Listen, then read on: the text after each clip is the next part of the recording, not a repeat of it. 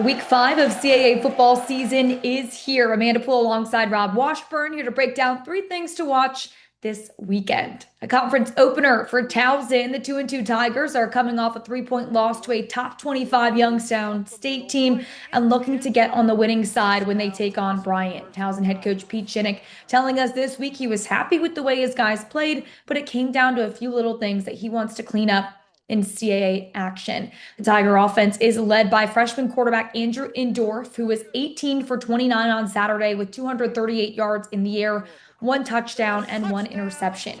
Defensively, Towson sits top 3 in the conference in containing the run game, but the big focus will be to contain Bryant quarterback Brennan Meyer and apply pressure as Meyer sits 4th in the league in passing, averaging 243.8 yards per game. Quarterback is playing very, very good football. He's making wise decisions. So I think this is a completely different team than we saw a year ago in the CAA, and I think they're going to, continue to get better. And so we got to be at our best. A little bit of a long bus ride for us, but we got to be able to go on the road and, get after them a little bit. Brian will need to bounce back from that heartbreaking double overtime loss at Campbell, but there was plenty of great things to build off of. Along with the play of Brennan Meyer, Dylan Kezior had his best game of the season with 93 yards on the ground, including a 49-yard burst for a touchdown.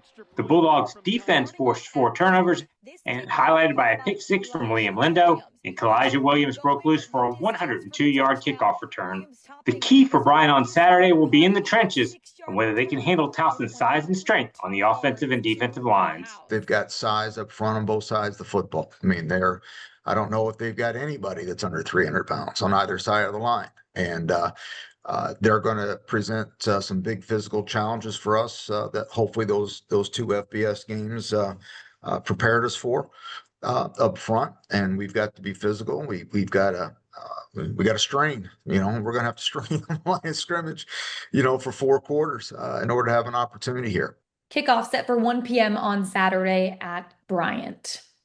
Another 1 o'clock kick is at New Hampshire. The Wildcats opening up conference play against UAlbany. UNH coming off a 1-score loss against Dartmouth. But head coach Rick Santos happy with the connection he is seeing between quarterback Matt Beza and wide receiver Chase Wilson. Beza sitting 4th in the CAA in total offense, while Wilson's 278 receiving yards puts him in the top 10 as well.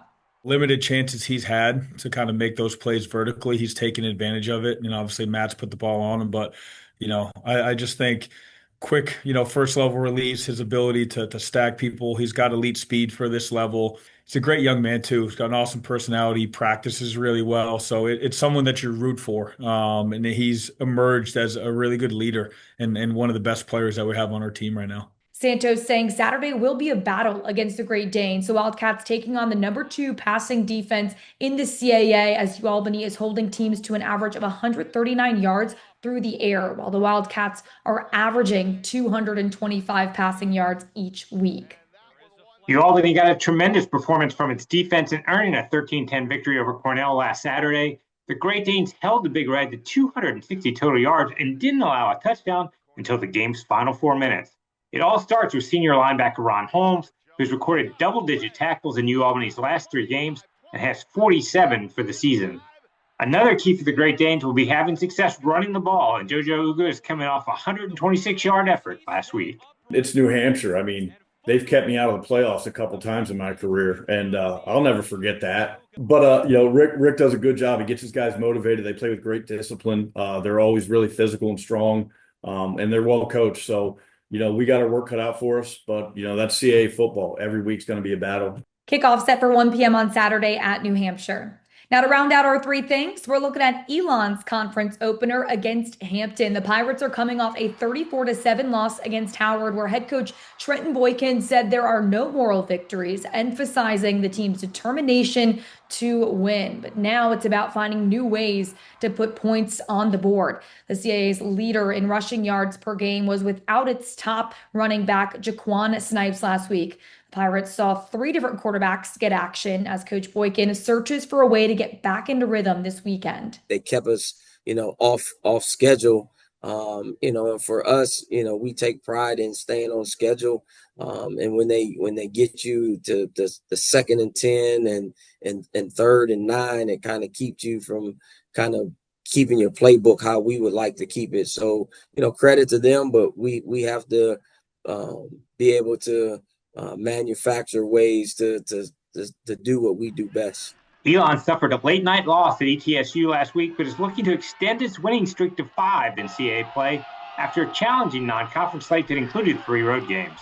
Now, the Phoenix features one of the most dynamic quarterbacks in the CAA, Landon Clark, who averages better than 270 yards of total offense per game and has accounted for 11 touchdowns through the air or on the ground. Now, defensively, Elon's 4th in the CAA against the run.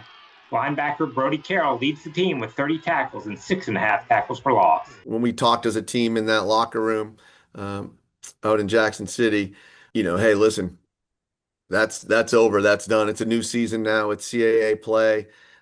Hampton handed it to us last year at their place on their homecoming, so they have our full attention. Kickoff set for 2 p.m. on Saturday at Elon. Now, to tune into these matchups, here's a look at the Week 5 schedule. CAA action starts at 1 p.m. on Saturday. Follow CAA football on Facebook, Instagram, and Twitter